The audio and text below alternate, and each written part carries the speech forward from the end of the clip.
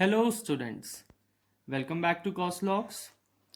हमारे इस चैनल पे एक केमिस्ट्री की सीरीज़ चल रही है जिसमें हम लोग ऑर्गेनिक के पोर्शन से स्टार्ट किए हैं। आज के हमारे बहुत इंटरेस्टिंग सेट ऑफ टॉपिक्स हैं जो कि आपके सामने हैं। Inductive effect, nucleophiles and substitution. Okay, हम लोगों ने ये तीन डिफरेंट डिफरेंट टॉपिक्स पिक किए हैं और इनको हम एक ही रिएक्शन से समझने वाले हैं। जी हाँ, ये थोड़ा सा चैलेंजिंग है बट हम इसको करके दिखाएंगे। ओके, इंडक्टिव इफेक्ट जैसा कि हमें पता है इलेक्ट्रॉन डिस्प्लेसमेंट का एक इफेक्ट है। मतलब किसी भी पर्टिकुलर चेन में इलेक्ट्रॉन्स थोड़ा थोड़ा डिस्प्लेस हो जाते हैं, मतलब कार्बन्स के बीच में ही इलेक्ट्रॉन का डिस्प्लेसमेंट होता है, तो वो इंडक्टिव इफेक्ट उसमें आता है। Then nucleophiles, nucleophiles attacking reagent है, मतलब ये रिएक्शन में एक रिएक्टेंट के तौर पे प्रेजेंट होते हैं और ये अटैक करके रिएक्शन को अकम्प्लिश कराते हैं। देन सब्स्टिट्यूशन, सब्स्टिट्यूशन एक मोड ऑफ रिएक्शन है, मतलब एक स्पीशी ने दूसरे के साथ सब्स्टिट्यूट किया और एक नया प्रोडक्ट फॉर्म हुआ।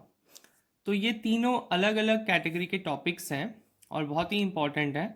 इनको हम लोग एक रिएक्शन की हेल्प से समझने वाले हैं। तो चलिए स्टार्ट करते हैं। हमने जो रिएक्शन कंसिडर किया है that is CH3Br plus NaOH gives CH3OH plus NaBr। Now straight forward हम यहाँ पे देख लेते हैं, सब्स्टिट्यूशन का प्रोसेस ऑकर हुआ है। NaOH में जो OH था उसने यहाँ पे Br को सब्स्टिट्यूट कर दिया है। C यहाँ पे क्या बना है CH3OH और यहाँ OH की प्लेस पे क्या आ गया NaBr आ गया। सो सब्स्टिट्यूशन हुआ है यहाँ पे। न्यूक्लियोफिलिक सब्स्टिट्यूशन हुआ है, मतलब कि न्यूक्लियोफाइल ने सब्स्टिट्यूट किया है, ये अभी हम समझ लेंगे। और इंडक्टिव इफेक्ट का इसमें क्या रोल है वो सारी चीज़ें हम लोग समझेंगे। स्टार्ट यहाँ से करते हैं। NaOH में OH माइनस प्रेजेंट है जो कि एक न्यूक्लियोफाइल है।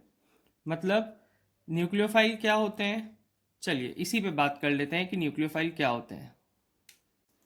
सो yes, nucleophiles are attacking reagents, मतलब वो अटैक करते हैं रिएक्शन में आकर के। And they are electron rich, मतलब कि न्यूक्लियोफाइल जो भी होंगे उन पे इलेक्ट्रॉन प्रेजेंट होगा, इलेक्ट्रॉन में रिच है। तो एक नेचुरल सी बात है कि अगर वो इलेक्ट्रॉन रिच है मतलब वो कहाँ अटैक करने वाले हैं, इलेक्ट्रॉन डेफिसिट साइड पे। तो जहाँ पे इलेक्ट्रॉन की कमी होगी वहाँ पे न्यूक्लियोफाइल अटैक करेंगे। और हमारे इस एग्जाम्पल में जो हम स्टार्ट करने जा रहे हैं उसमें इलेक्ट्रॉन की जो कमी हुई है वो इंडक्टिव इफेक्ट की वजह से हुई है। तो उसको अब हम स्टार्ट करते हैं और इसी को समझते हैं पहले। Back to our reaction, CH3Br plus NaOH gives CH3OH plus NaBr। तो यहाँ पे हमने जैसा कि समझ लिया न्यूक्लियोफाइल्स अटैकिंग रिएजेंट होते हैं और नेगेटिवली चार्ज हैं या फिर उनमें इलेक्ट्रॉन प्रेजेंट रहेगा, इलेक्ट्रॉन रिच रहेंगे। सो यहाँ पे OH हमारा न्यूक्लियोफाइल है जैसे कि अभी हमने एग्जाम्पल्स में देखा। ओके, अब इसमें इंडक्टिव इफेक्ट का क्या रोल है, मतलब हमने ये पता है कि OH नेगेटिव चार्ज है तो ये एक ऐसी जगह पे जाके अटैक करेगा जहाँ पे प्लस चार्ज हो या फिर जो इलेक्ट्रॉन डेफिसिट जगह हो। इलेक्ट्रॉन डेफिसिट मतलब पॉजिटिव जगह।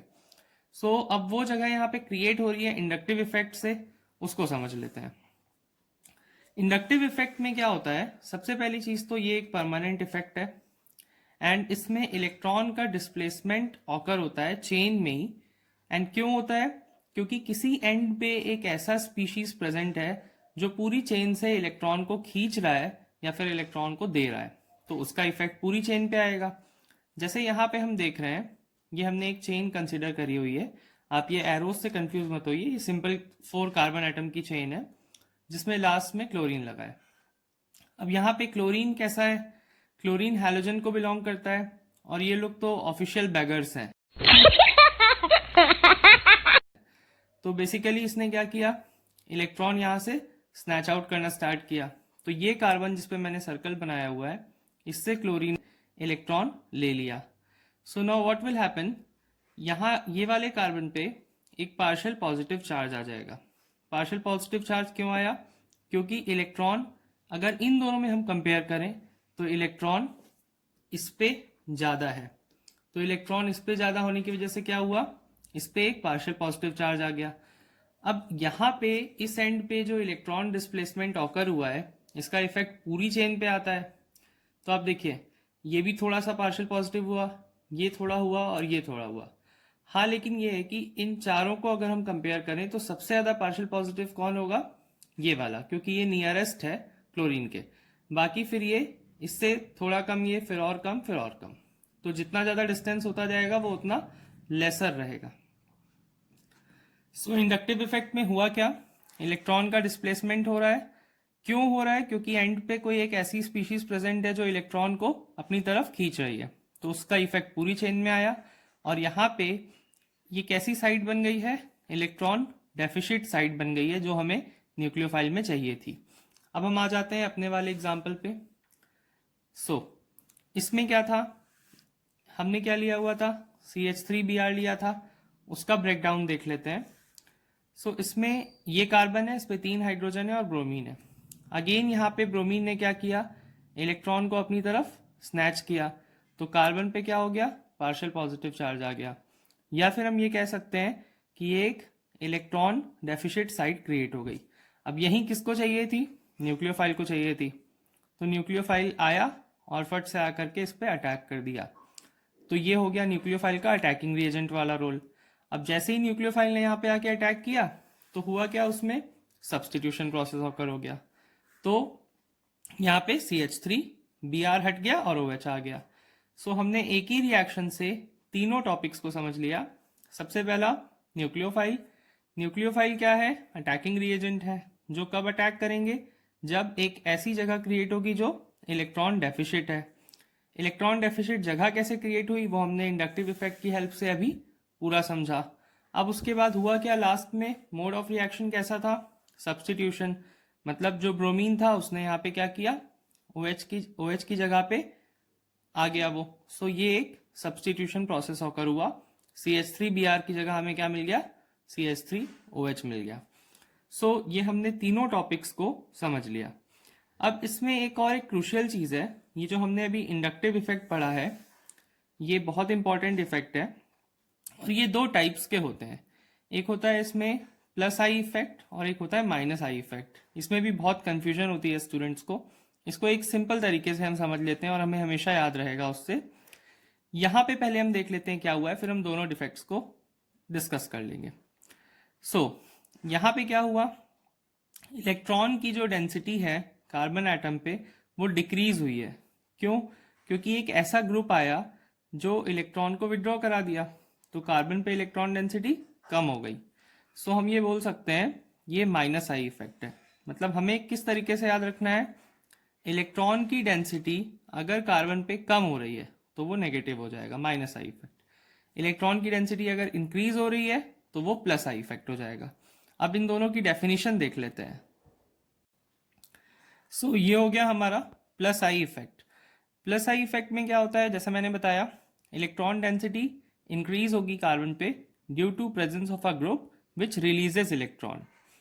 इसमें यूजुअली क्या होता है, एल्काइल ग्रुप्स आते हैं। मतलब अगर एल्काइल ग्रुप्स प्रेजेंट होंगे कार्बन के साथ, तो उसमें क्या होगा, वो लोग इलेक्ट्रॉन की डेंसिटी वहाँ पे इंक्रीज कर देते हैं कार्बन पे, क्योंकि वो लोग इलेक्ट्रॉन को रिलीज करते हैं। तो इसको हम लोग आगे आने वाले कुछ एग्जांपल्स में समझेंगे बाद में और डिटेल में।